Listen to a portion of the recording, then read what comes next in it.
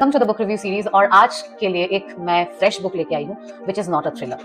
काफी टाइम से मैं थ्रिलर्स को रिव्यू कर रही थी, आप लोगों के साथ डिस्कस कर रही थी, लेकिन अभी मुझे लगा कि थ्रिलर्स तो चलो ठीक है, it's a very good start, आप लोग अच्छे से पढ़िए, उसको मजा आता है, लेकिन कुछ चीजें हैं लाइफ में कि अगर हम सिर्फ थ्रिलर को ही पढ़ते रहेंगे तो मिस कर जाएंगे, जैसे जिस बुक के बारे में आज मैं बात करना चाहती हूँ। This is called the book thief by Marcus Zusak. बहुत इमोशनल बुक है ये, मैं जितना एक्सपेक्ट कर रही थी इससे उससे काफी ज्यादा इमोशनल थी ये बुक। एंड ऑनेस्टली इतना फ्रेश एक पर्सपेक्टिव मिला।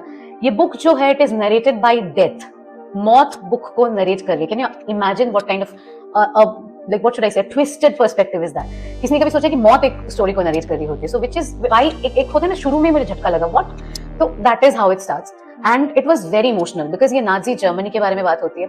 दैट इज अगेन, मैं क्यों बोल रही हूँ कि फ्रेश पर्सपेक्टिव है, क्योंकि काफी ज्यादा हम अमेरिकन और इंग्लिश ऑथर से ये इस जर्मनी के बारे में पता चलता है हमें, but this is from the perspective of Germans.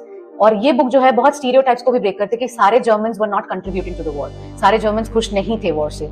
So, and how some Nazi German people were also feeling for the Jews, which was actually a very fresh perspective, जो कभी हमने सोचा नहीं था कि ऐसा हो भी सकता है, because stigma हम लोगों का वही हो जाता है, स्टीरियोटाइप कर देते कि सारे ऐसे ही सोचते हैं, which was not. लाइसल नाम की छोटी सी लड़की है, उसको अपने भाई और माँ से अलग होना पड़ता है, भाई की डेथ हो जाती है पहले।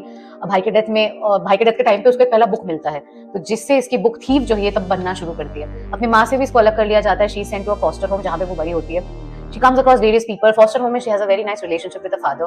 माँ के साथ भी अच्छी है रिलेशनशिप लाइक फॉस्टर मदर।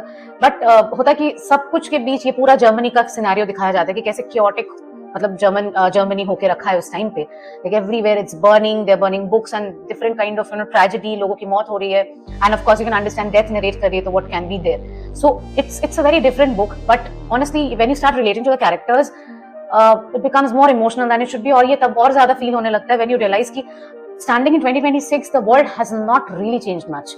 आज के टाइम पे भी ऐसा नहीं है कि काफी कुछ बदल गया है उस टाइम से। We are talking about the period of world war 2, लेकिन अभी भी इन 2026 देयर आर थिंग्स जो अभी भी सेम है।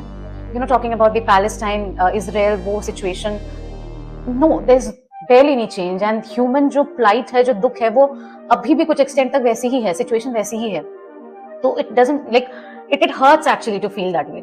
तो this book was very emotional, और एंड तक जाते जाते तो मुझे बहुत ही बुरा लगा था। मैं काफी पहले भी देख चुकी थी, क्योंकि मैं कोई भी बुक पढ़ने से पहले मैं खुद भी रिव्यूज देखती हूँ, तो मैंने वहां पे देखा था काफी सारे ऐसे बुक रिव्यूज जो कर रहे थे, वो लोग बोल रहे थे कि रीडर्स जो है काफी इमोशनल बुक है, बहुत बुरा लग रहा था, रो दी मैं। ऑनेस्टली शायद रोना आ जाएगा आप लोगों को, but it is not all grim, कभी कभी बहुत लाइट मोमेंट्स भी है।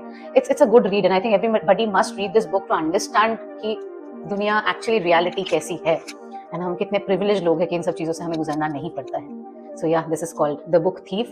Definitely go for it if you can get it. Happy reading.